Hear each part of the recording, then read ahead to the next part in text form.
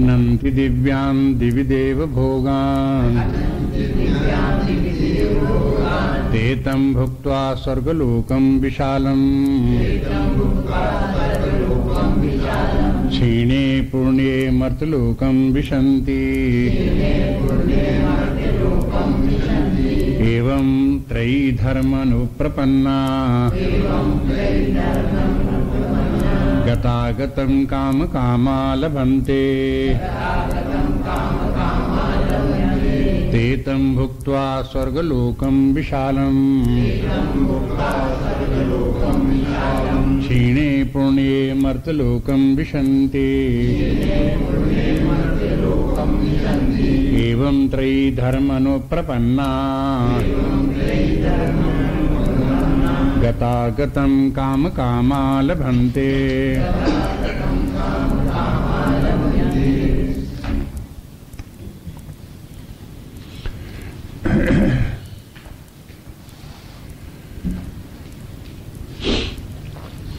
अब स्मरण करें, चर्चा चल रही है उन लोगों की जो धर्म के मार्ग पर आरूढ़ हैं, पुण्य कार्य कर रहे हैं, उनको उनकी क्या गति होती है उसका वर्णन है।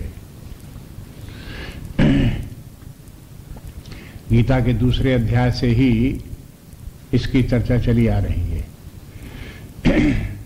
असल में जहां कहीं व्यक्तियों का साधना की दृष्टि से, आध्यात्मिक दृष्टि से वर्णन करना होता है तो तीन कोटि के लोगों को बताना पड़ता है। एक तो धर्म से नीचे के, अधर्म में जो बिलो स्टैंडर्ड हैं उन लोगों का वर्णन, दूसरे फिर धर्म के मार्ग पर स्थित हैं, थोड़ा आगे बढ़े हैं, उनका वर्णन, फिर धर्म से भी आगे निकल करके परमार्थ के क्षेत्र में आ गए हैं, उनका वर्णन। उन सब तीनों की साधनाओं का अलग अलग वर्ण, तीनों की स्थितियों का, उनकी फिर साधनाओं का वर्णन करते हैं। अभी इस अध्याय में पहले जो अधर्म में प्रवृत्त हैं, असुर राक्षसी स्वभाव के हैं, उनकी स्थिति क्या है उसका वर्णन कर दिया। ये लोग जो हैं ये परमार्थ में उनकी कोई रुचि नहीं है। जब धर्म में ही रुचि नहीं तो परमार्थ में रुचि क्या होगी। दूसरे इनके विपरीत हुए हैं जिनकी परमार्थ में रुचि है, परमात्मा को प्राप्त करना चाहते हैं, मुक्ति चाहते हैं, जीवन की पूर्णता चाहते हैं, उन लोगों के लिए फिर ज्ञान विज्ञान उपासना का वर्णन है। बीच के रह गए वो लोग जो धर्म में जीवन जीते हैं, उनकी क्या गति होती है, उनके कार्य किस प्रकार के हैं, उनकी धारणा क्या है, विचार किस प्रकार के हैं, गति किस प्रकार की होती है, ये सभी उनके संबंध में उनका वर्णन कर रहे हैं। दूसरे अध्याय में भगवान ने बोला कि ये लोग जो स्वर्ग की महिमा के गाने वाले हैं, बड़ी बड़ी बातें करते हैं, बड़ी बड़ी बातें। क्या बड़ी बड़ी बातें करते हैं कि वहां स्वर्गलोक में पहुंच करके अरे साहब क्या ठाठ हैं, कैसा सुख है, कैसा आनंद है, ऐसे करके बड़ी बड़ी बातें बुलाते हैं। कहते हैं जिंदगी में कभी प्राप्त नहीं हुआ वो सब वहां प्राप्त होने वाला है। तो ये उसी का जो वहां पर वो लोग वर्णन करते हैं, वो तो नहीं लिखा कि क्या वर्णन करते हैं, ये कहते हैं जरूर को वहां अति करके उनका वर्णन करते हैं। और फिर भगवान ने फिर उनका खंडन कर दिया, क्योंकि उसमें क्या क्या दोष हैं उन दोषों का वर्णन कर दिया वहां पर। अब वो जो दोष वहां बता दिए वो दोष यहां नहीं बताएंगे, लेकिन वहां जो वो लोग बड़ी बड़ी बातें ऊंची ऊंची करते हैं, वो क्या ऊंची ऊंची बातें करते हैं वो यहां बताते हैं। तो इसलिए सबको गीता को असल में बार बार इसलिए पढ़ना पड़ता है कि कोई बात कहीं कही गई, कोई बात कही गई, उनका सबको अपनी बुद्धि से मिला करके समन्वय करना पड़ता है, एक स्थान पर सिस्टमेटाइज करना पड़ता है, पूरा लेकर रखना पड़ता है। तो बुद्धि में स्थापित करो सबको लेकर के, एक एक बात को लेकर जहां स्थापित कर दे, अब आगे की दूसरी बात आई वहां पहले की जगह में वहीं फिर उसी को इंक्लूड कर दो, जोड़ दो कि पहले जो हमने देखा था समझा था उसमें इतनी बात और है, इस प्रकार से देखो। ये अध्ययन करने का तरीका ये है। तो ऐसा करते करते पूरी गीता की स्वयं व्याख्या हो जाती है। माने जो बात एक जगह कम रह गई वो दूसरी जगह पूरी कर दी गई तो उसकी व्याख्या हो गई। व्याख्या वहां करनी पड़ती जहां बात बहुत संक्षेप में कह दी गई और उसके पीछे बहुत बातें और भी दूसरी बातें भी हैं, तो वहां पर फिर व्याख्या करनी पड़ती है। लेकिन उसी के अगर विस्तार दूसरी जगह मिल जाता है तो उसकी व्याख्या हो गया। इसलिए बार बार पढ़ते रहो और याद भी रखो, कोशिश करो याद रखने की, ये बात हम वहां पढ़ चुके इतनी, अब इतनी बात और आ गई है, इसको उसके साथ कैसे जोड़ा जाए, कहां इसको रखा जाए, ये इस प्रकार से सोचते जाओ, विचार करते रहो। तो लोगों ने अध्ययन इस प्रकार से किया और फिर कुछ लोगों ने ऐसा कार्य किया कि उन्होंने जो कुछ अध्ययन करके जिस सिस्टम से पहुंचे हैं उसको सबको लेकर के जहां जहां उन्होंने सब इंक्लूड करते गए, तो फिर एक ग्रंथ लिख दिया। उसमें लिख दिया आदि से अंत तक सबको एक जगह सब करते चले गए। अधर्म की स्थिति क्या है उसका एक जगह वर्णन कर दिया, फिर धर्म के लोग हैं उनकी सब गीता भर में जितना कहा गया वो सबका वर्णन कर दिया, फिर द्वैतवाद का वर्णन कर दिया, फिर अद्वैतवाद का वर्णन कर दिया। इस प्रकार से एक स्थान पर उनको सबको इकट्ठा कर लिया गया। जहां निष्काम कर्मयोग का आया तो गीता भर में निष्काम कर्मयोग की बात फैली हुई है, तो उन्होंने एक जगह निष्काम कर्मयोग की सब बातें एक जगह कर ली। ऐसा भी कर लेते हैं। तो जो व्यक्ति इतना सब करेगा तो अपने आप गीता का अभ्यास होता जाएगा। इसका एक उद्देश्य भी हो गया कि हमें सब इस प्रकार से बनाना है, सब इकट्ठा करना है, अपने चित्त में बुद्धि में धारण करना है। तो फिर वो सब इनका अध्ययन करके इतना परिश्रम करते हैं, पुस्तक भी लिखते हैं, विचार भी अपने बनाते हैं। तो अपने विचारों को संग्रहित करने के लिए इस प्रकार से ग्रंथाकार उनको बना लेते हैं। तो ये पद्धति इस प्रकार की है। तो अब यहाँ पर बीच में अब ऐसा नहीं है कि परमार्थ के से भी ज्यादा ऊंचा स्वर्ग है, ऐसा नहीं है। स्वर्ग परमार्थ से निम्न है। कुछ लोग स्वर्ग की कामना करके उसी में अटक रहते हैं और परमार्थ के लिए प्रयास नहीं करते, इसलिए उनको सावधान करते हैं। अधर्मी व्यक्तियों से धर्मात्मा लोग श्रेष्ठ हैं, पाप कर्म करने वालों से पुण्यात्मा व्यक्ति श्रेष्ठ हैं। क्या श्रेष्ठता उनकी? उनको लाभ भी उसी प्रकार से। अगर पापी व्यक्ति होगा तो पाप के कारण से दुख भोगेगा, नरक जाएगा। पुण्य कार्य करेगा तो उसके पुण्य के फलस्वरूप उसे इस जीवन में भी सुख मिलेगा, यश कीर्ति भी मिलेगी, मरने के बाद स्वर्ग जाएगा, उसे लाभ भी है ये। लेकिन ये लाभ जो है वो आगे बता देते हैं कि देखो ये लाभ दिखाई देते हैं, बहुत बड़े बड़े लाभ, लेकिन ये सब लाभ जो है उतने हैं नहीं। इसलिए पिछले श्लोक में कल देख रहे थे 20वें श्लोक में कि वहां स्वर्गलोक में क्या करते हैं, ते असनंति दिव्यान दिव्य देव भोगान। स्वर्गलोक में उनको दिव्य भोग प्राप्त होते हैं। यही उसकी बढ़ चढ़ के गाथा है। तो ये भी ठीक है, कोई अनुचित बात नहीं। समाज में जहां पर 1000 व्यक्तियों में से 9 से 99 व्यक्ति अधर्म में प्रवृत्त हों, झूठा व्यवहार कर रहे हों, मोग आशा मोग कर्माणा में लगे हों, दुष्प्रवृत्तियों में दुराचार भ्रष्टाचार में प्रवृत्त हों, अपने आप का विनाश कर रहे हों, उनके बीच में ये बात बोलना चाहिए कि भाई आप सब ये क्यों कर रहे हो, इससे तो हानि ही है, नरक में जाना पड़ेगा, दुख भोगना पड़ेगा, इसका परिणाम अच्छा नहीं है। इसके विपरीत अधर्म छोड़ करके धर्म में आओ, पुण्य कार्य करो, उससे इस जीवन में भी सुख है, यश कीर्ति भी है, स्वर्ग भी प्राप्त होगा। ऐसे उनको समझाओ। तो उन लोगों को ये बात कुछ समझ में आ सकती है। हालांकि विरोध इसका भी वो करेंगे, अरे किसने स्वर्ग देखा है, अरे कहां धरा है, हमें तो सुख इसी में दिखाई देता है, दूसरे का छीन लो, हड़प लो और मारो काटो खा जाओ, सब हमें तो इसी में आनंद दिखाई देता। अब वो तो बोलेंगे इस प्रकार से है? लेकिन फिर भी कहीं कुछ लोगों को समझ में आ जाएगा तो फिर उधर से छोड़ करके वो रास्ता वो अपने धर्म के मार्ग पर आने की कोशिश करेंगे, धीरे धीरे अभ्यास करेंगे, धर्म के मार्ग में प्रवृत्त होंगे। इसलिए धर्म की शिक्षा दो। समाज में जहां खुले मैदान में जहां बहुत लोग हों वहां पर हमारे आचार्य लोग यही कहते हैं कि धर्म की शिक्षा दो, उनको वेदांत की शिक्षा मत दो, धर्म की शिक्षा दो। अब चिन्मय मिशन में तो धर्म के बाद जो वेदांत है उसी की शिक्षा दे रहे हैं, शंकराचार्य के ग्रंथ हैं उन्हीं को पढ़ा रहे हैं, उन्हीं की शिक्षा दे रहे हैं। लेकिन अन्य जितने भी सन्यासी लोग महात्मा लोग हैं, अन्य आश्रम हैं, उनके संप्रदाय हैं, वे लोग जब मिलते हैं, हम लोगों को मिलते हैं, तो वे लोग यही कहते हैं कि क्या फायदा ये वेदांत को सबको सुनाने से, उनका दिमाग खराब करने से, कहीं किसी को समझ में आएगा नहीं। बेकार ही होगा।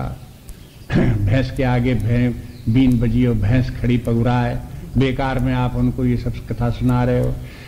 हम लोगों का काम तो ये है कि उनको धर्म की शिक्षा दें। बेचारे अधर्म के मार्ग में घूम रहे हैं, उसी को ठीक रास्ता समझते हैं, तो उनको धर्म पर लाने की शिक्षा दें। धर्मा धर्म विवेक बतावें, पुण्या पुण्य विवेक बतावें, सुभाष विवेक बतावें। बस यही हम लोगों का काम है, यही बताना चाहिए। अब उनमें से जो अधिकारी व्यक्ति होंगे, परमार्थ के अधिकारी होंगे, वे बेचारे खुद आएंगे हमारे पास। जब एक दो व्यक्ति आएंगे तो उनको फिर परमार्थ की शिक्षा भी दे ली जाएगी। हाँ, जो चुने चुने लोग आएंगे उसमें से, जो सारे जीवन धर्म का जीवन जीते रहे, अब उनको जिज्ञासा हुई कि परमार्थ भी प्राप्त हो, तो कहेंगे भाई चलो तुमको भी उस बात को बता देते हैं। तो ये परमार्थ की शिक्षा केवल अधिकारी व्यक्तियों को, चुने हुए लोगों को देनी चाहिए, बाकी समाज में धर्म की शिक्षा ही देनी चाहिए। अनधिकारी व्यक्ति को वेदांत की शिक्षा रुचिकर नहीं लगेगी और उसको सीखने की कोशिश करेगी तो उसे आएगी नहीं, और बल्कि खतरा है। क्या खतरा है? कि उसकी शिक्षा उनको उल्टी लगेगी, उसका प्रयोग उल्टा करेंगे, विपरीत प्रयोग हो जाए और अपने लिए हानिकारक सिद्ध हो जाएगी। ऐसा होता है कि जब बहुत शक्तिशाली औजार होते हैं तो उन औजारों के द्वारा दूसरे शत्रु के ऊपर आक्रमण किया जा सकता है, उनको मारा जा सकता है। लेकिन उन औजारों से खतरा भी होता है। अगर वो अज्ञानी व्यक्ति के हाथ में पड़ जाएं, गड़बड़ व्यक्ति के हाथ में पड़ जाएं, तो फिर उनसे वो अपने ऊपर आघात कर ले, अपना ही विनाश करके बैठ जाए।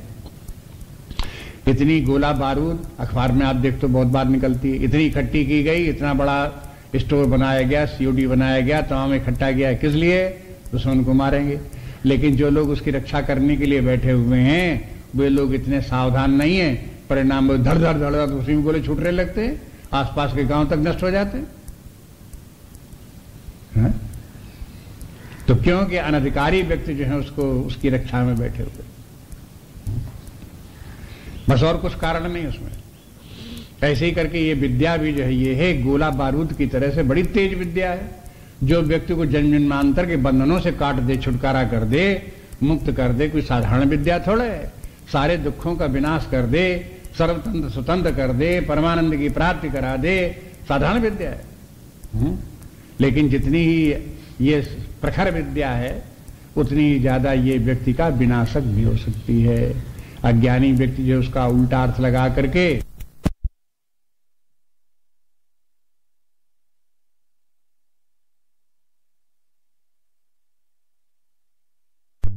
धर्म का मार्ग भी छोड़ करके भ्रष्टाचार की इतनी गहराई में डूब सकता है कि जहां से उसका उद्धार होना ही मुश्किल हो जाए। ये गड़बड़ी। इसलिए जो है वो सावधान होकर के वेदांत की शिक्षा को ग्रहण करना चाहिए।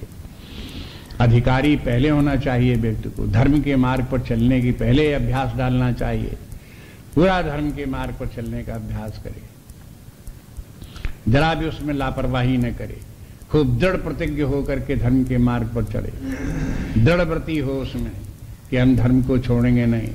इसलिए ऐसे लोग जो हैं जो धर्म के मार्ग पर चलते हैं वो भी वीर कहलाते हैं। जैसे युद्ध के क्षेत्र में वीर, तैसे धर्मवीर भी होते हैं। धर्मवीर कौन है? जो धर्म के सामने पालन करते हुए गड़बड़ी आ जाए, कठिनाई आ जाए, तो उस कठिनाई को भी सहन करने के लिए झेलने को तैयार है। चलो मरेंगे मर जाएंगे लेकिन धर्म नहीं छोड़ेंगे, ऐसे वीर लोग। तो ये वीरता, धर्म की वीरता पहले आवे। जब इतना साहसी व्यक्ति हो तब फिर परमार्थ के क्षेत्र में चले।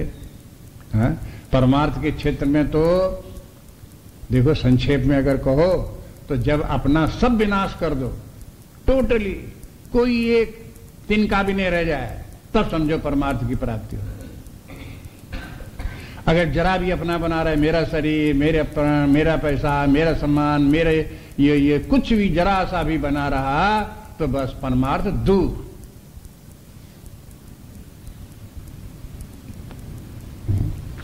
जो घर फूके अपना चले हमारे साथ। जो घर फूके अपना के माने घर में आग ही लगा दे। घर में आग लगा देने के माने लकड़ी लेकर के माचिस लेकर के आग लगाने का मतलब नहीं है। आग लगा देने के माने उसको साफ छोड़ करके अलग खड़े हो जाओ, कुछ नहीं जाए, कुछ मेरा नहीं। कहां इतनी हिम्मत आई है? अरे भाई, जब इतनी हिम्मत नहीं आई कि धर्म के मार्ग पर चल सको, तब ये हिम्मत कहां आ सकती कि सबको छोड़ बैठो? आ सकती हिम्मत? मुश्किल बात। बस ये समस्या शास्त्र की साफ साफ बात इस प्रकार है। इसलिए धर्म की यहां पर चर्चा करते हैं, पुण्य की चर्चा भगवान करते हैं, और उसका जो उससे लाभ प्राप्त होने वाले हैं, जहां तक उसकी गति प्राप्त होती है, उसका भी वर्णन करते हैं। लेकिन ये केवल उन लोगों के लिए है, जब इसकी कमियां वर्णन करते हैं तो उन लोगों के लिए है जो धर्म को ही सब कुछ माने बैठे हैं। अगर उसी को सब कुछ माने बैठे हो तो आगे कैसे चलोगे? आगे की साधना कैसे होगी? तब इसीलिए 18वें अध्याय में भगवान कहना पड़ा, सर्वधर्मान परित्यज्य माम एकम शरणम ब्रज। ये क्या है? सर्वधर्मान परित्यज्य के माने अब आप इस क्षेत्र को छोड़ो, आगे बढ़ो और माम शरणम ब्रज, मेरी शरण में आ जाओ। परमार्थ के जाने के माने परमात्मा की शरण में चले जाओ। बस। और धर्म के चक्कर में ही मत पड़े रहो, इसी को सब कुछ मत समझते रहो और ऊपर उठो। सर्वधर्मान परित्यज्य के माने नहीं धर्म छोड़ करके अधर्मी बन जाओ। अब देखो उसका उल्टा अर्थ कोई लगाएगा, जो अधर्म में रुचि होगी जिसकी, वो कहेगा देखो कितनी अच्छी बात कही गई, सब धर्म छोड़ दो, अधर्म में आ जाओ। ये तात्पर्य नहीं है। वहां अधर्म छोड़ करके जो धर्म के ही का जीवन जीता रहा, उसके लिए कहा गया कि अब धर्म के चक्कर में न पड़े रहो, नहीं तो ये धर्म तुमको गतागतम काम कामा लभंते, ये बार बार तुमको स्वर्ग पहुंचाएगा और बार बार पृथ्वी पर लाएगा। फिर पुण्य कार्य करो, फिर स्वर्ग जाओ, फिर पुण्य कार्य करो। इस चक्कर में कोल्हू के बैल की तरह ये धर्म भी तुमको नचाता रहेगा। ये इसकी कमी है। धर्म के द्वारा सुख जरूर प्राप्त होता है, लेकिन ये नचाता रहता है इस प्रकार से। वो इस श्लोक में ये बात कहते, तम भुक्त्वा स्वर्गलोकम विशालम। वहां स्वर्गलोक में बहुत दिव्य भोग उसको प्राप्त हुए, सब भोगे उसने। अब दिव्य भोग के माने जो इस पृथ्वी पर भोग आपको प्राप्त नहीं हो सकते, सो वहां प्राप्त हो जाएंगे। वो दिव्य भोग है स्वर्ग में। पृथ्वी पर यहां पर जो है आप खाते खाते थोड़ी देर में पेट भर जाता है, और जो स्वाद आपको जो लगता है वो स्वाद फिर नहीं लगता, स्वाद खत्म। अगर पेट भर जाए उसको, और चाहे जितने स्वादिष्ट वस्तु पहले बड़े प्रेम से खाता रहे, उससे और खवाओ तब कैसा लगेगा? हाँ? बस अब अच्छा नहीं लगेगा, खत्म हो गई बात। लेकिन स्वर्ग में ये बात नहीं। स्वर्ग में आप आनंद लेते रहो, खूब चाहे जितना खाओ आपको, बात वहां के खाने ही दूसरे प्रकार का है, दिव्य है। दिव्य के माने वो है कि स्वाद लेते रहो, मौज करते रहो, आपका पेट नहीं भरेगा। यहां पे इस पृथ्वी लोक पर देखो, पहले बचपन होता है, फिर युवा काल आती है, फिर प्रौढ़ावस्था आती, फिर वृद्धावस्था आ जाती। ऐसा शरीर यहाँ का है। स्वर्गलोक में जो शरीर प्राप्त होता है वो दिव्य शरीर प्राप्त होता है। जैसे ही गए तो वहां बचपन कुछ नहीं, वहां गए तब युवा पहले ही से। और जितने देर तक स्वर्ग में रहे तितने दिन तक युवा ही रहे। ऐसे नहीं कि अब स्वर्ग में बुढ़े हो गए जाओ, ऐसे नहीं। अगर 10,000 वर्ष भी सब स्वर्ग में रहना पड़े तो 10,000 वर्ष तक युवा होकर के रहो। यहां मृतलोक में अगर आपको कुछ चाहिए हो, कोई कामना हो, आपको कार खरीदनी हो, हवाई जहाज पे यात्रा करनी हो, खरीदना हो, लेना हो कुछ, तो पैसा इकट्ठा करो, तब वो सब प्राप्त हो। उसके लिए काम करो, परिश्रम करो। लेकिन वहां क्या है, आप केवल इच्छा करो, जो इच्छा आप करोगे वो मिल जाएगा। आप सवारी की इच्छा करो, सवारी मिल जाएगी। आप इच्छा करो मकान की, मकान मिल जाएगा। आप खाने की इच्छा करो, खाना मिल जाएगा। कैसे? जैसे मान लो कोई व्यक्ति साल भर तक इस शहर में रह करके नौकरी करे, व्यापार करे और पैसा अपना बचाता रहे। साल के अंत में 10-20 हजार रुपये उसने बचा लिए। वो पैसे ले करके वो कश्मीर चला गया, नैनीताल चला गया, शिमला चला गया, गर्मी के दिनों में वहां गया। जाकर के कहाँ ठहरा? होटलों में। अब उसकी जेब में नोट पड़े हुए हैं, पर्स में रखे हुए हैं। होटल में जाकर के जहाँ ठहरा वहाँ उसने ऑर्डर दिया कि खाना लाओ। पूछेगा क्या खाना लाएं? कहेगा आज हम पूड़ी खाएंगे। पूड़ी आ जाएगी आपके पास। क्यों आ जाएगी? आपको बनानी नहीं पड़ेगी, आपको तैयार नहीं करनी पड़ेगी, आपको ना आटा लाना पड़ेगा, ना दाल लाना पड़ेगा, ना सब्जी लानी पड़ेगी, कुछ नहीं लाना पड़ेगा। आपको केवल आदेश देना पड़ेगा, आपके पास आ जाएगी। क्यों आ जाएगी? कि आपके जेब में पैसे हैं। और बस उसके बाद बिल आ जाएगा, आप बिल का पेमेंट कर दो। इस प्रकार चलता रहेगा।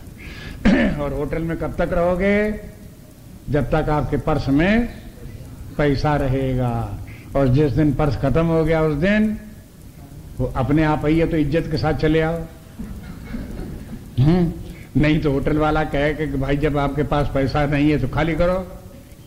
और आप नहीं खाली करते हो तो चपरासी वहां का आपको धक्के मार करके निकाल देगा। आपको ये कैसे पता चला कि आज हम पूरी खिला रहे? इसी तरह से स्वर्ग में यहां तो कर लो पुण्य। पुण्य क्या है? पुण्य एक प्रकार का मनी है और कुछ नहीं है।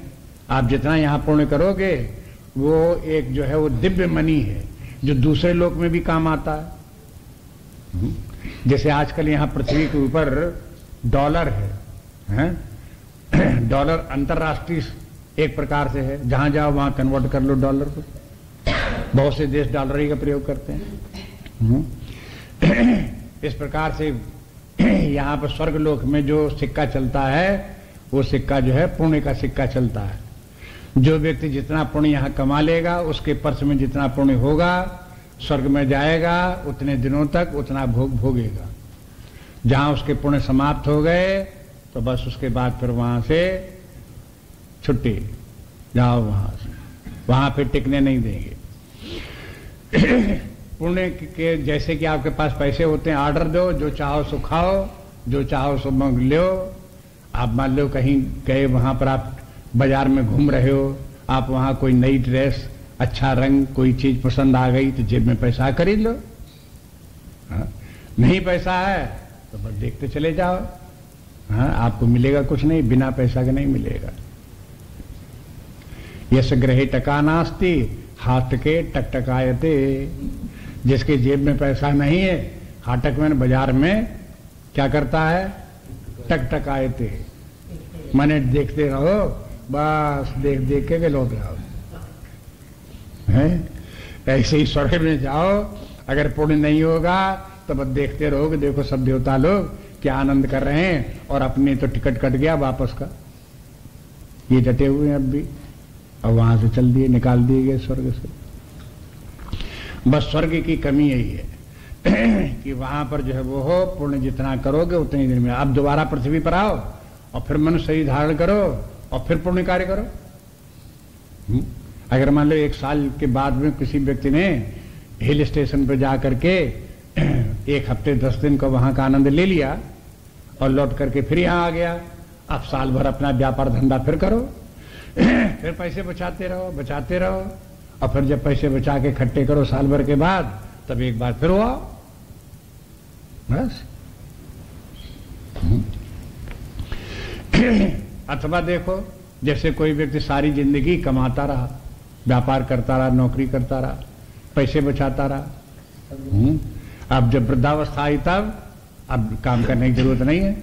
अब जो पैसे उसके पास हैं निकालते जाओ जेब से, खर्च करते जाओ, और जो जो खर्च करते जाओगे वो आपको मिलता जाएगा। अगर आपने वृद्धावस्था के लिए कुछ बचाया नहीं है तो बस आपको कुछ नहीं मिलेगा। बिना पैसा कहाँ मिला जाता कुछ। थोड़े पैसे बचाए हैं तो वृद्धावस्था में थोड़ा ले लो, छोटा मकान बनवा लो, छोटा सा थोड़ा सा खाने पीने की सामग्री इकट्ठी कर लो, थोड़ी सी सवारी वारी ले लो। ज्यादा पैसा आपने इकट्ठा कर लिया है तो बड़ा मकान बनवा लो, बंगला बनवा लो, बड़ी कार ले लो, नौकर लेकर रख लो, ये सब कर लो। तो जैसे यहां पर ज्यादा पैसे का ज्यादा फल, कम पैसे का कम फल, उसी प्रकार से स्वर्ग में कम पुण्य का कम फल, ज्यादा पुण्य का ज्यादा फल। इसी प्रकार से और तुलना, बहुत सी बातों की तुलना कर सकते हो। जैसे कि मान लो किसी व्यक्ति ने वृद्धावस्था में पैसा कमाया, एक व्यक्ति के पास 10 लाख रुपए हैं, दूसरे ने कमाया उसके पास 50 लाख रुपए हैं, तीसरे ने कमाया उसके पास 1 करोड़ है, किसी के पास 2 करोड़ है, किसी के पास 10 करोड़ है।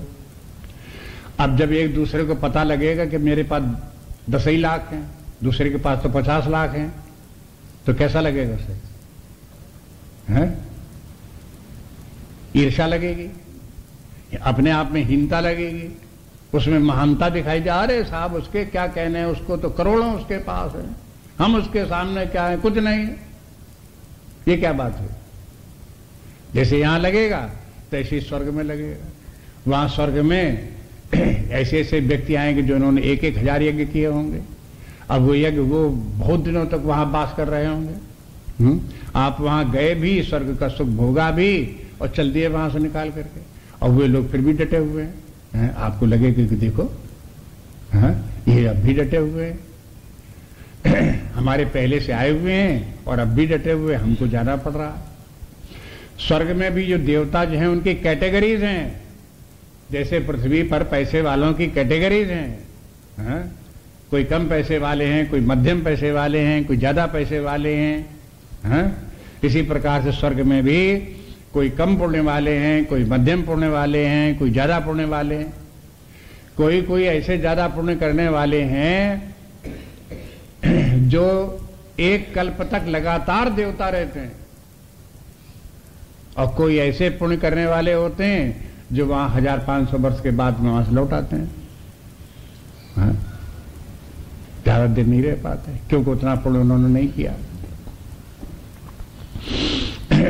और वहां जाकर के भी पुण्य में बाद में जो तारतम्य दिखाई देता है, कम ज्यादा पुण्य आत्मा दिखाई देता है। अरे वाह, वहां पर भी एक राजा है, एक इंद्र बैठा हुआ है। सब तो इंद्र नहीं है, एक इंद्र है, बाकी और देवता हैं। तो अब इंद्र सब देवताओं का राजा होकर के इंद्र बैठा हुआ है, तो अब सब देवताओं को क्या लगता है कि हमसे बड़ा ये राजा है। इंद्र के सामने भी बृहस्पति खड़े हुए हैं। बृहस्पति जो उनसे भी श्रेष्ठ है, इंद्र को बृहस्पति की आज्ञा को मानना पड़ता है। तो ये तारतम्य सब जगह है।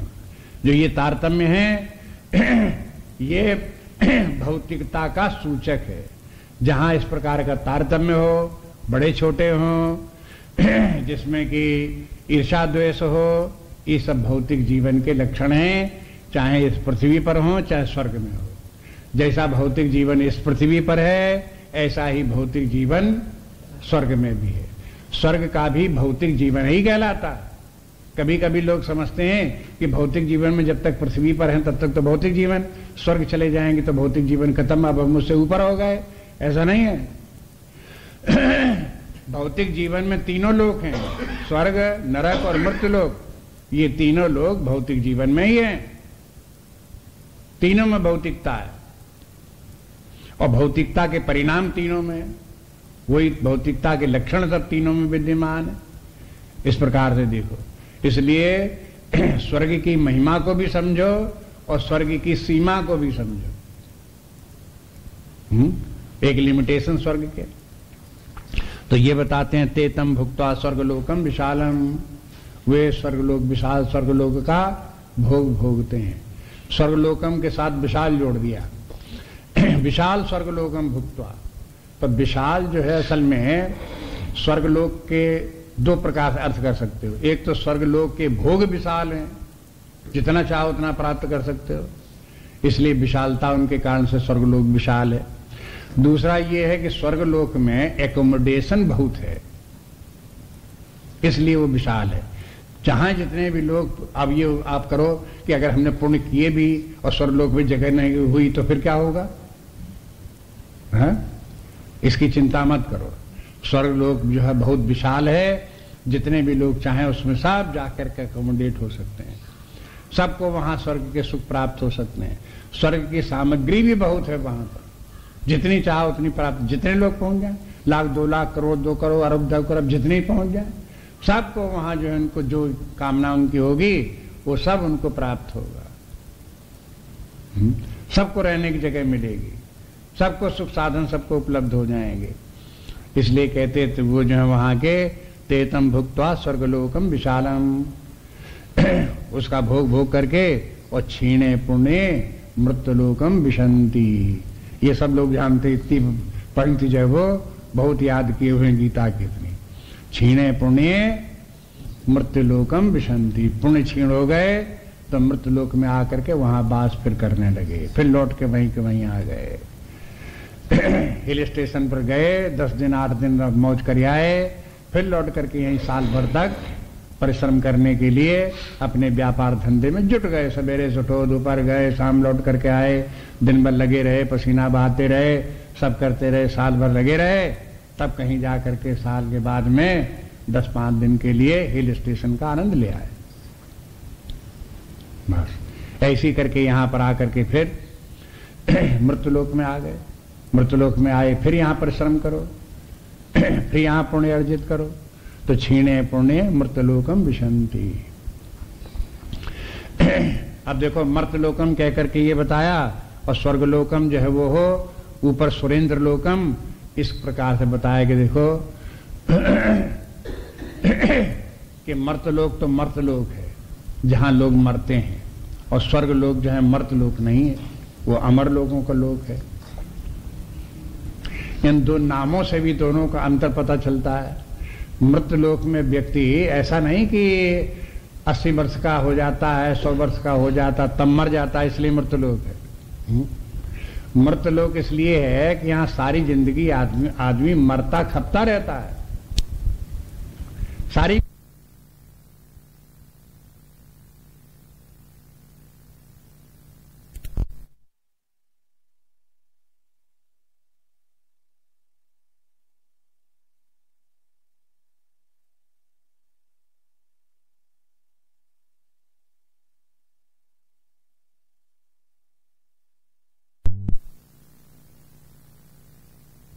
मर रहा, हाय हाय करता रहता है, असंतोष रहता है, क्षुब्ध रहता है, परेशान रहता है, ये सब उसका मरना ही है। रोज रोज मरता रहता। कभी कभी व्यवहार में लोग बात बोल भी देते, कहते हैं अरे साहब क्या होता है, मर गए मर गए मर गए। क्या मर गए? हाँ, मुकदमा हार गए तो मर गए। नौकरी छूट गई तो मर गए। कहीं जरा सी बात कुछ हो गई, व्यापारी व्यक्ति का कहीं जो है वो हो मद्दा आ गया, तो जो उसने महंगा लेकर के रखा था मद्दा बेचना पड़ रहा है, मर गए। सब मरते ही रहते हैं इस प्रकार। इसलिए मृत्युलोक है, जहां बार बार मरते रहें वो मृत्युलोक। और फिर लोगों को मरने की आदत पड़ जाती है, रोज रोज मरते रहते हैं, और सब देखते हैं कि सब यहां तो सब मर रहे हैं, सब हाय कर रहे हैं, हम भी कर रहे हैं, तो कौन सी बात है। लेकिन स्वर्गलोक में ऐसी बात नहीं, वहां लोग मरते नहीं, उनको तो जो इच्छा हो सब मिल जाता है, काहे को मरना है। बस पुण्य है ही उनके पास, उस पुण्य के अनुसार जो मांगते जाओ वो आपको प्राप्त हो जाए, तो मरने की कोई बात नहीं। इसलिए उनको मरण के का पीड़ा उनको नहीं होती, रोज रोज मरण की पीड़ा नहीं होती।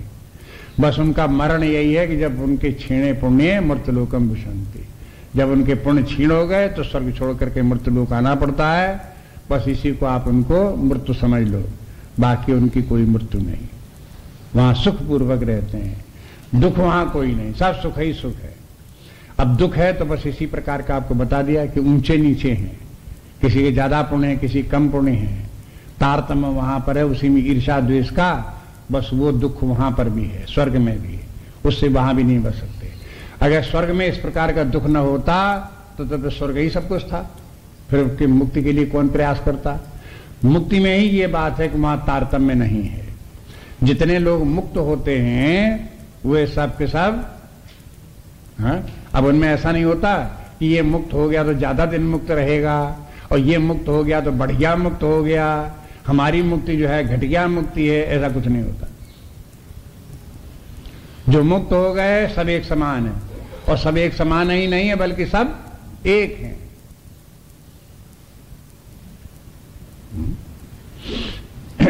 इसलिए जो है वो मुक्ति में ये झंझट जो स्वर्ग वाली है, जो समस्या है, वो भी वहां समाप्त हो जाती है। इसलिए कहते हैं क्षीणे पुण्य मूर्तलोकम विशंति एवं त्रयी धर्म अनुप्रपन्ना। इस प्रकार से त्रयी धर्म के द्वारा जो अनुप्रपन्ना, तो क्या उससे उनको लाभ प्राप्त क्या होता, गति क्या प्राप्त होती है, गतागतम काम कामा लभन्ते। बस ये इसका दोष समझ लो, ये दोष बता दिया। एक तो बता दिया कि क्षीणे पुण्य मूर्तलोकम विशंति, और दूसरी बात ये गतागतम, गतागतम के माने बार बार मृतलोक में आओ, पुण्य कमाओ, फिर स्वर्ग जाओ, फिर लौट करके आ जाओ। 8वें अध्याय में जो बात कह आए हैं कि पुनरावर्ती गति और एक अपुनरावर्ती गति। तो जो मुक्त हो गए, परमात्मा को प्राप्त हो गए, उनकी तो अपुनरावर्ती गति, गतागतम माना ही है। लेकिन जो स्वर्गलोक तक जाने वाले हैं उनके गतागतम में स्वर्गलोक जाएंगे, लौट करके आएंगे, फिर पुण्य करेंगे, फिर स्वर्ग जाएंगे, फिर लौट करके आएंगे। इसलिए गतागतम। और काम कामा लभन्ते, काम कामा, कामना करेंगे, कामनाओं की पूर्ति होगी, फिर कामना करेंगे, उनके लिए फिर प्रयास करेंगे, और फिर कामना की पूर्ति, बस ये चलता रहेगा। माने कामनाओं से छुटकारा नहीं होगा, कामनाएं उनकी बनी ही रहेंगी। और कामनाओं की जो दुख देने वाली आदत है, पीड़ा पहुंचाने वाली आदत है, वो बनी ही रहेगी। इसलिए काम कामा लभन्ते, लभन्ते लभते लभेते लभन्ते, बहुवचन में हो गया। जितने भी लोग होंगे, चाहे जितने स्वर्ग में जाएं, बहुवचन में हो गया, वो सब के सब स्वर्ग से सबको लौट करके आना पड़े, सबको मृतलोक में आना पड़े, सबकी यही गति होगी।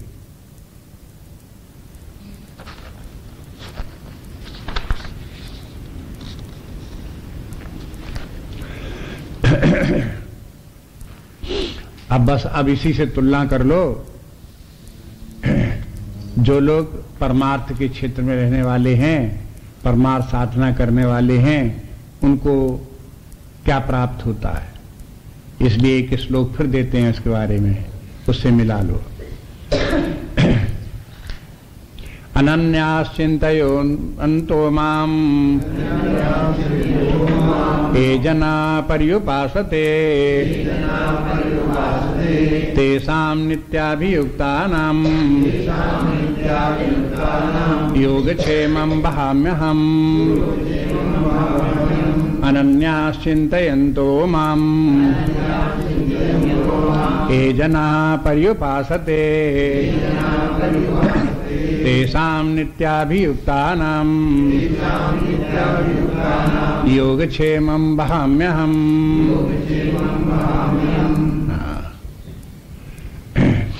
अभी उसके कॉन्ट्रडिक्शन में भगवान ने बता दिया। देखो इसके विपरीत बिल्कुल, जिनका कि परमार्थ सिद्ध हो गया है, परमात्मा की जिनको की प्राप्ति हो गई है, परमात्मा की भक्ति प्राप्त हो गई है, सदा परमात्मा में लगे रहने वाले हैं, उनकी क्या गति हुई है? उनका बताते हैं कि देखो ये होता है अनन्याश्चिन्तयन्तो माम, जो अनन्य भाव से मेरा ही चिंतन करते रहते हैं, ये जना पर्युपासते, और जो भक्त लोग मेरी सब प्रकार से उपासना करते हैं, तेषां नित्याभियुक्तानाम, उन नित्य मेरे साथ जुड़े रहने वाले व्यक्तियों को योगक्षेमं वहाम्यहम्, उनका योगक्षेम मैं वहन करता हूं। अब योगक्षेम मैं वहन करता हूं, इसको तो बाद में देखो।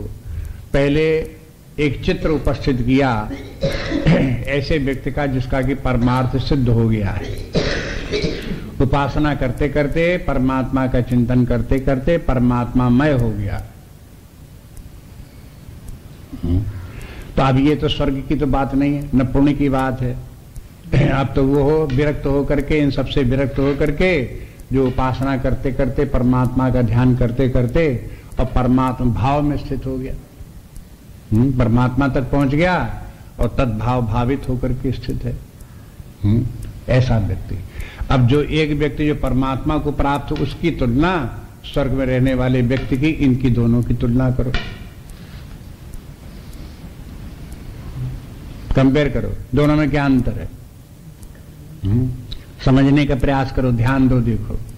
तो भगवान कहते हैं कि परमात्मा गति प्राप्त होने का साधन भी बता दिया और साध्य भी बता दिया कि साधन कौन से हैं और फिर सिद्धावस्था कैसे होती, उसकी प्राप्ति होती तब क्या होता है। तो एक तो अनन्यास चिंतयन्तु मां, जो अनन्य भाव से परमात्मा का चिंतन करता है वही परमात्मा को प्राप्त करता है।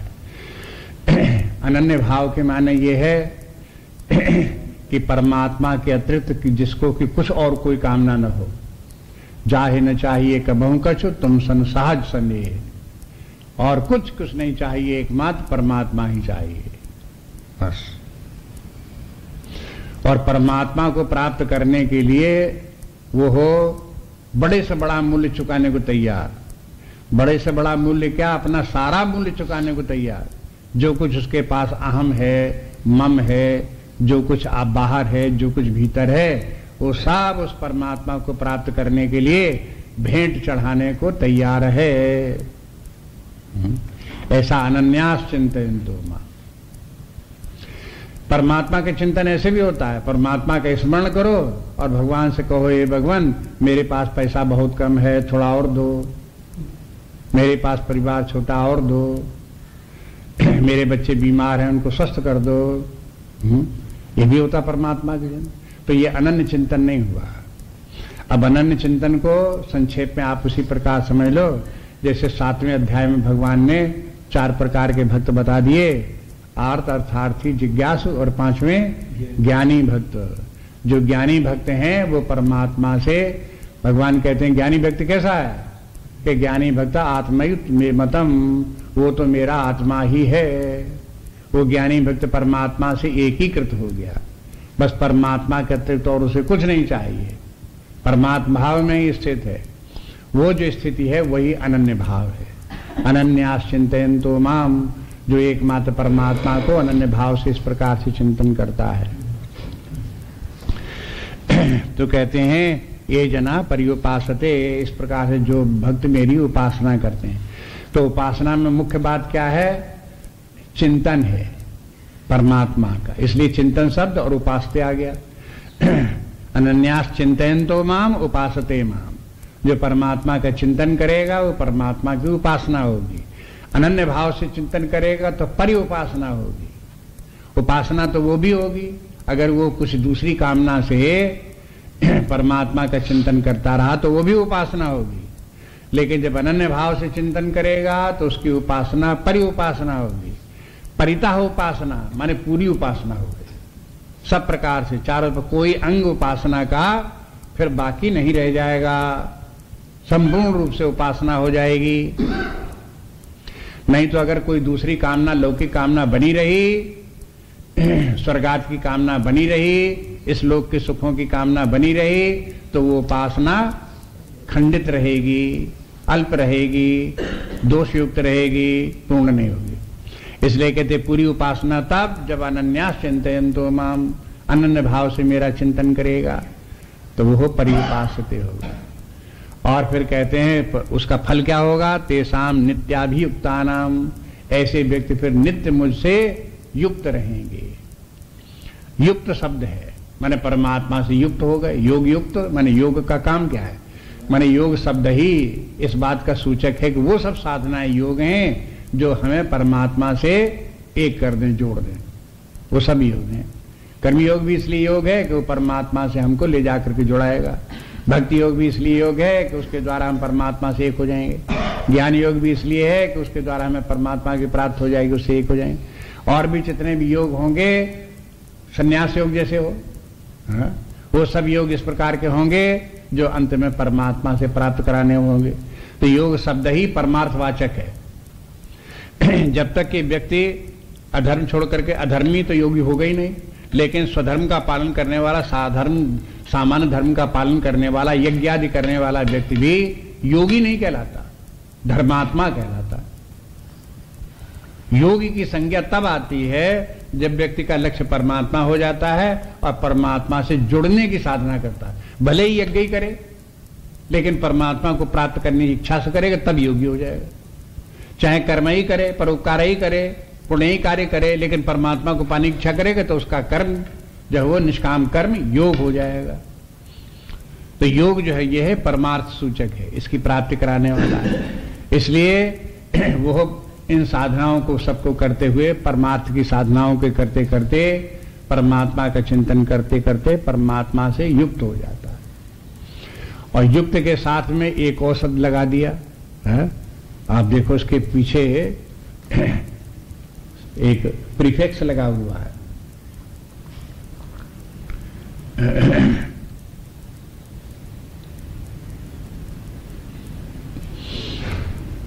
नित्याभियुक्ता नाम, नित्य अभियुक्ता नाम।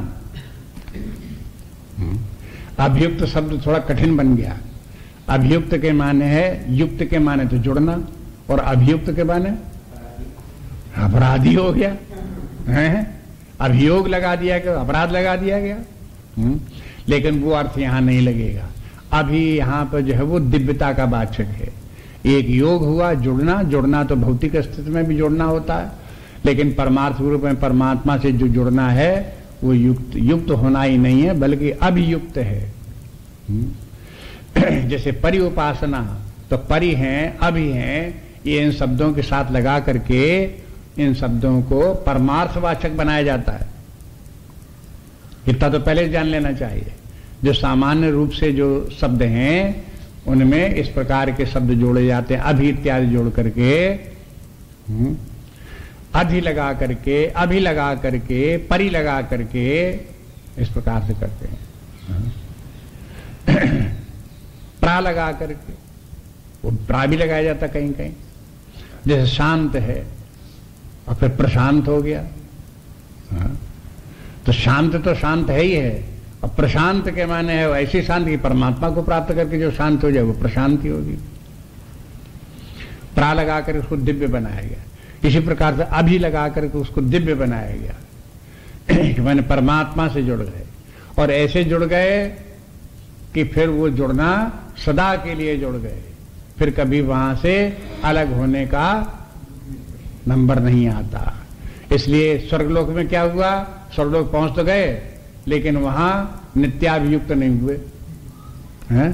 तो स्वर्गलोक में जाते नित्याभियुक्त हो जाते, बस वहीं के वहीं रह जाते, फिर स्वर्गलोक से कभी लौट करके नहीं आते, ऐसा नहीं।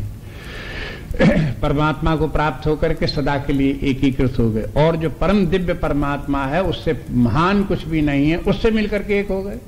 स्वर्ग सबसे महान थोड़े है, वो भी तो भौतिक ही है। परमात्मा आदि भौतिक के अतीत है, भौतिकातीत है,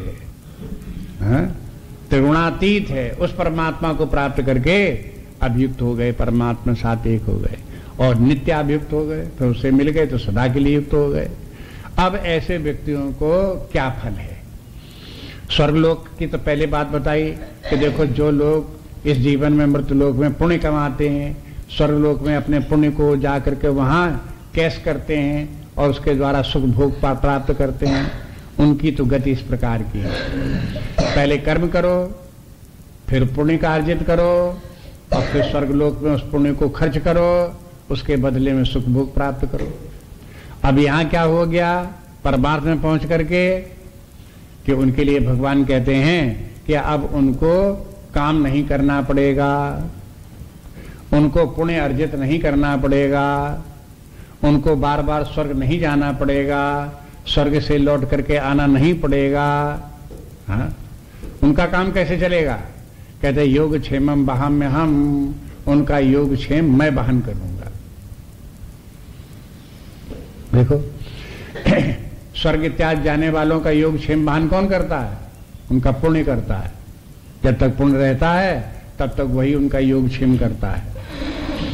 एक तो कर्म पूर्ण योगक्षेम करे और एक परमात्मा योगक्षेम करे, दोनों में कितना अंतर है उसको अपने आप बैठ करके विचार कर लो। हाँ? कर्म वैसे ही नश्वर है, उस नश्वर कर्म के द्वारा कितना योगक्षेम होगा। हाँ, बता दिया कि स्वर्ग में वो खत्म हो जाएगा, स्वर्ग से हटा दिए जाएंगे, हमेशा नहीं कर सकता है। लेकिन परमात्मा जो है वो हो जो योगक्षेम करेगा, तो वो योगक्षेम ऐसा होगा कि नित्य योगक्षेम होगा, उसका हमेशा के लिए हो गया, कभी क्षीण होने वाला नहीं है, कभी समाप्त होने वाला नहीं है। ऐसा इसलिए योग के माने है जो अप्राप्त वस्तु हो उसे प्राप्त कराना। क्षेम के माने है जो वस्तु है उसकी रक्षा करना। योगक्षेम के माने ये है। उसका योगक्षेम मैं बहन करता हूं, इसके माने जो भौतिक रूप से भी उसको जो आवश्यकताएं होती हैं उनकी पूर्ति मैं करता रहता हूं, जो कुछ उसके पास होता है उसकी मैं रक्षा करता रहता हूं। योगक्षेम हो गया। दूसरी बात, वो निरंतर परमात्मा की साधना अनन्य भाव से कर रहा है, परमात्मा की चिंतन कर रहा है, तो साधना में जो व्यक्ति का अपलिफ्टमेंट होना चाहिए वो योग है। वो भगवान कहते हैं मैं उसको कराता रहता हूं, आपका काम केवल ये है आप अपनी साधना में लगे रहो। अनन्यास चिंतयन्तो माम, बस इसी में लगे रहो, आपको और कुछ न करना नहीं है। अब बाकी काम परमात्मा का है कि आपके अंदर जो है वो रजोगुण दूर हो, तमोगुण दूर हो, सत्वगुण की वृद्धि हो, अविद्या का नाश हो, ये जो कुछ भी होना है ये सब परमात्मा आपको कराता रहेगा। उसके लिए साधन उपलब्ध कराता रहेगा, व्यक्तियों को मिलाता रहेगा, बुद्धि देता रहेगा, रुचि देता रहेगा, सामर्थ्य देता रहेगा, ये सब कराता रहेगा। ये योग है योग। क्षेम के माने साधना करके जिस ऊंचाई पर आप पहुंच गए हो उस ऊंचाई से नीचे ना गिरो, ये क्षेम है। नहीं तो ये भी होता है किसी व्यक्ति ने साधना की, साधना करते करते एक ऊंचाई तक पहुंच भी गया और वो उसके बाद में उसके पाप उदय हुए, वो सब ढलमिला करके फिर जहां का नीचे आ गया, फिर वही गत उसी आसक्तियों में, उसी मोह जाल में, उसी राग द्वेष में आकर के फिर फंस गया। इससे बचाने का काम परमात्मा का, लेकिन शर्त क्या? अनन्यास चिंतयन्तो माम, बस अनन्य भाव से परमात्मा का चिंतन करो। बस एक कार्य से, एक साधन से सब सद गया। इसलिए ये श्लोक बहुत अच्छा श्लोक है। इस श्लोक के ऊपर तुलसीदास जी ने खूब इसका प्रयोग किया है। इसको जगह जगह भक्ति का जो वर्णन किया है वो यही किया है कि देखो भक्ति ऐसी है कि एक भक्ति के साधन करने से सब सद जाता है। भक्ति स्वतंत्र सकल रसखानी। स्वतंत्र माने उसमें जो है बस एक भक्ति बात करो, बाकी और तमाम साधनाओं की कोई जरूरत नहीं। सब साधनाएं भगवान स्वयं करा देंगे, उन्होंने जिम्मेवारी ली अपने ऊपर। इसलिए अनन्यास चिंतयन्तो माम, निरंतर उसके चिंतन में लगे रहो, निरंतर भी लगे रहो और अनन्य भाव से लगे रहो। कोई कामना मत करो, बस यही निश्चय रखो एकमात्र परमात्मा की प्राप्ति होनी है। इस प्रकार से ये है। ये श्लोक पहले ही बताया था इस अध्याय में, ये महत्वपूर्ण श्लोक गीता का मध्य भाग 9वां अध्याय, 9वें अध्याय के मध्य में आप देखोगे ये 22वां श्लोक इसके मध्य में स्थित है। जैसे मानो खूब सुरक्षित रख करके ये श्लोक रखा गया, चारों तरफ तमाम व्याख्या है, उसके बीच में ये श्लोक है।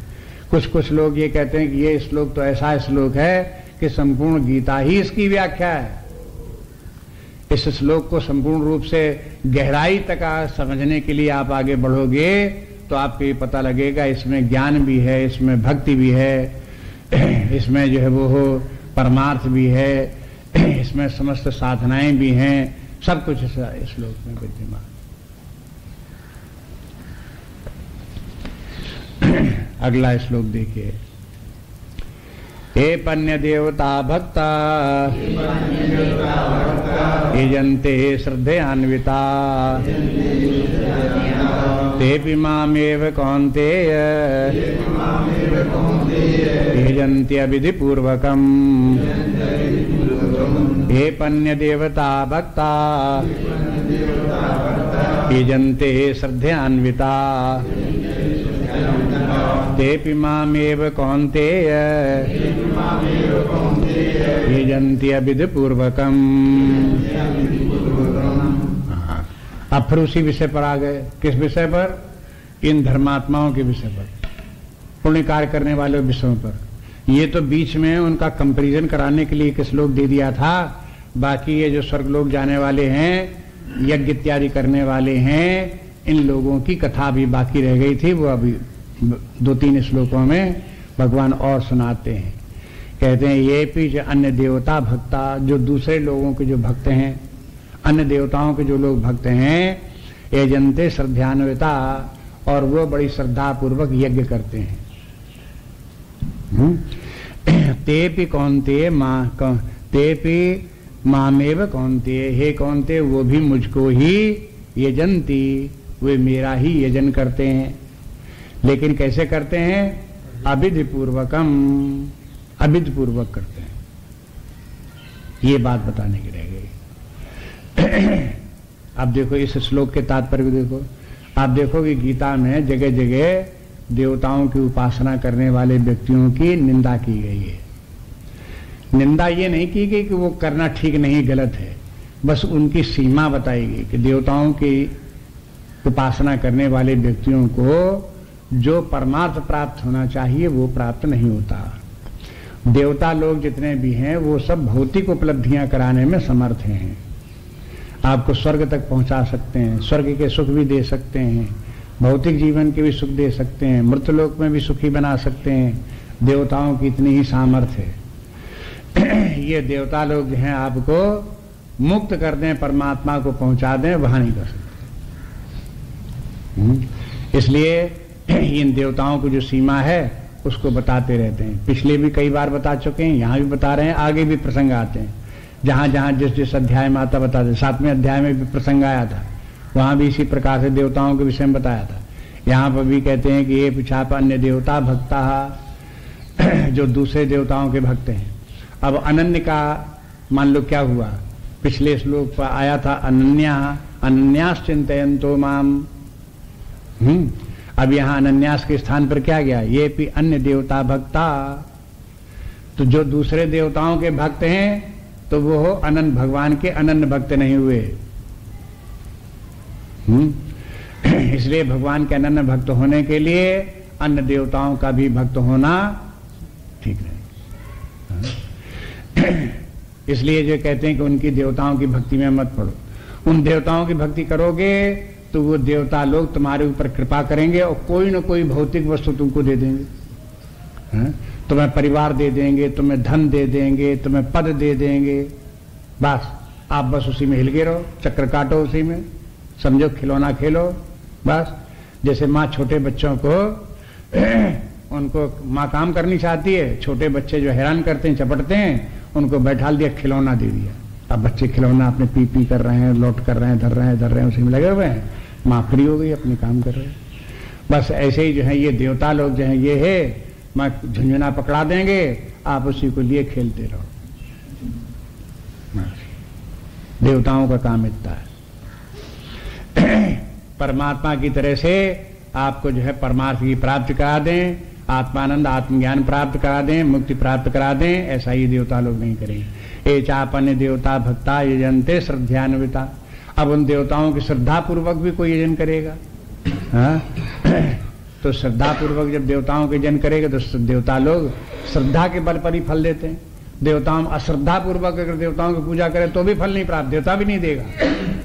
देवता भी फल तब देता है जब उनके श्रद्धा द्वारा किया जाए। श्रद्धा की जरूरत वहां भी पड़ती है। यज्ञ करो तो श्रद्धा पूर्वक करो, पूजा करो तो श्रद्धा पूर्वक करो, पितरों को जल दान करो तो श्रद्धा पूर्वक करो। श्रद्धा से ही श्राद्ध बना। श्राद्ध करो और श्रद्धा रखो। श्रद्धा नहीं रखोगे तो श्राद्ध होगी ही नहीं। बिना श्रद्धा के श्राद्ध थोड़े होती। श्राद्ध का नाम ही श्रद्धा है। श्रद्धा नहीं होगी तो बिना श्रद्धा के क्या श्राद्ध है? श्राद्ध ही नहीं, खोखला आपका कार्य ऊपर, व्यर्थ का उसका कोई फल नहीं। इसलिए कहते हैं इनका देवताओं की भी पूजा जो है वो श्रद्धा पूर्वक करते हैं। ऐसे लोग करते तो हैं देवताओं की पूजा श्रद्धा पूर्वक और देवताओं से भौतिक कामना करते हैं, लेकिन ये लोग भगवान कहते हैं कि दरअसल में वे लोग भी, उनको पता नहीं है, वो पूजा हमारी कर रहे हैं लेकिन उनको पता नहीं। ये उनको पता ना होना अविधि पूर्वकम है। अब एक तो ऊपर देखो कि अन्य देवता भक्ता श्रद्धान्विता यजन्ते अविधि पूर्वक यजन्ते। अविधि माने क्या है? अविधि माने कि ये नहीं कि वो गलत सलत यज्ञ करते हैं, मंत्रों का गलत सलत प्रयोग करते हैं, ये अविधि नहीं है। वे करते बिल्कुल ठीक यज्ञ हैं, इस लोग बिल्कुल ठीक बोलते हैं, जैसे यज्ञ करना चाहिए बिल्कुल ठीक करते हैं। अविधि के माने केवल ये है कि उनको ये पता नहीं कि ये देवता भी परमात्मा का ही रूप हैं। ये देवताओं में जितनी देने की जो कुछ शक्ति है वो परमात्मा से ही इनको प्राप्त है, उसी शक्ति से ये हमको कुछ दे रहे हैं। इनके पास अपनी कोई शक्ति नहीं है जो कुछ कर सकते हो, ये उनको पता नहीं। यही अविधि है। विधि पूर्वक यज्ञ करने के माने ये है कि आपको मालूम होना चाहिए कि परमात्मा एकमात्र अन्य शक्ति है, वो परमात्मा ही देवता होकर के यज्ञ की आहुतियों को ग्रहण करता है। अब ये विधि पूर्वक यज्ञ हो गई। अब आप देखोगे ये बड़ी महत्वपूर्ण बातें हैं, समाज में इन बातों की भ्रांति है इसके तमाम। इसलिए शास्त्र को देखो ठीक ठीक, यज्ञ करने वालों को भी देखना चाहिए कि यज्ञ करने का तरीका क्या है।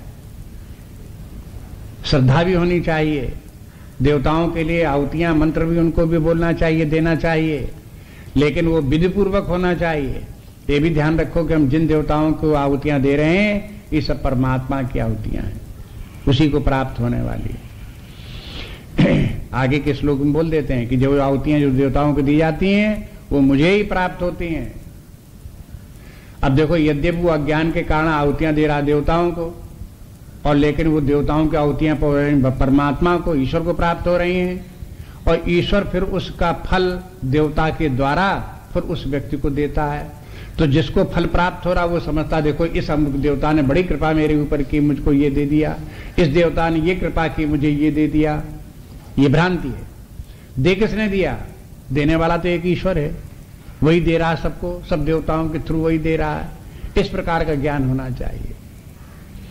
इसलिए कहते हैं तेपि मामेव कौन्तेय यजन्ति यजन्ति अविधि पूर्वक। मामेव यजन्ति, वो मेरा ही यजन करते हैं, मेरा ही पूजन करते हैं, लेकिन अविधि पूर्वक हम करते हैं।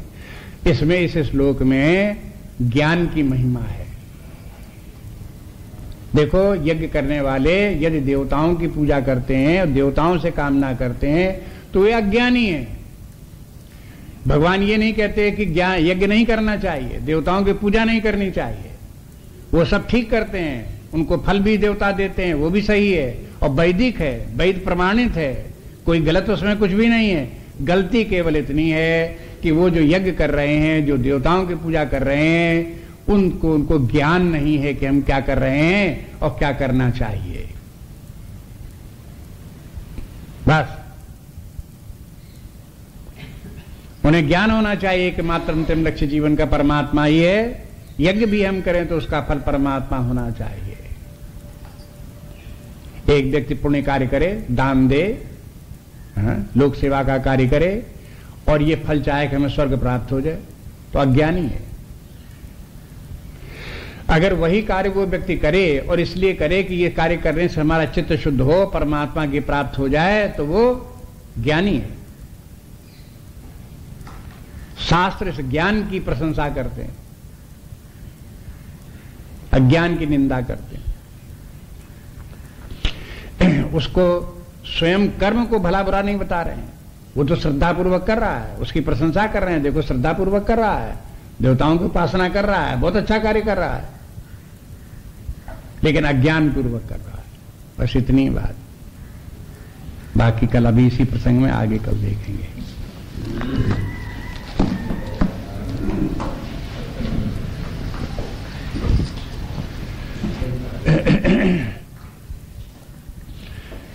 नान्या स्पृहा रघुपते हृदय सुमदीये सत्यं वदामि च भवान् अखिलान्तरात्मा